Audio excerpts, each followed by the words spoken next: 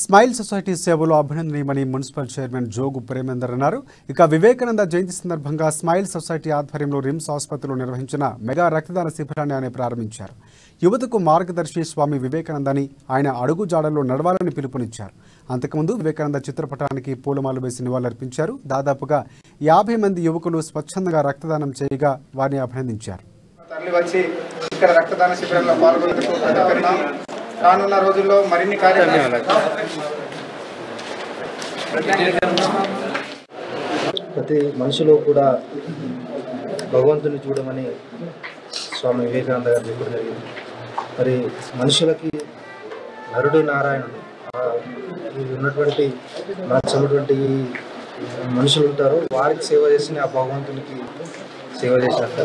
మరి అలాంటి మనం కూడా ఈ రక్తదానం ద్వారా ఈరోజు 50 మంది పైన రక్తదానం అనేది చేయడం జరిగింది. వివేకానంద జయంతి సందర్భంగా స్మైల్ సొసైటీ ఆధ్వర్యంలో మెగా రక్తదాన శిబిరాన్ని వల్ల ఏర్పాటు చేయడం జరిగింది.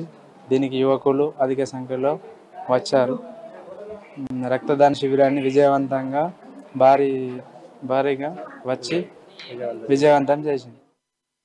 ప్రతి మనిషిలో కూడా భగవంతుని చూడమని స్వామి వివేకానంద గారు చెప్పడం జరిగింది.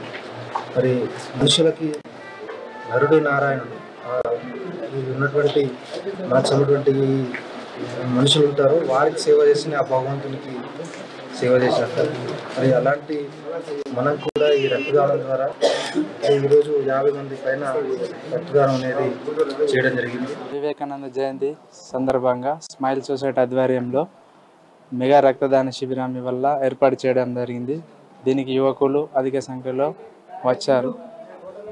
రక్తదాన శిబిరాన్ని విజయవంతంగా భారీగా వచ్చి విజయవంతం చేసింది. ప్రతి మనిషిలో కూడా భగవంతుని చూడమని స్వామి వివేకానంద గారు చెప్పడం జరిగింది. మరి మనుషులకి నరుడు నారాయణుడు ఉన్నటువంటి నచ్చినటువంటి మనుషులు ఉంటారో వారికి సేవ చేసిన ఆ భగవంతునికి సేవ చేసినట్టు.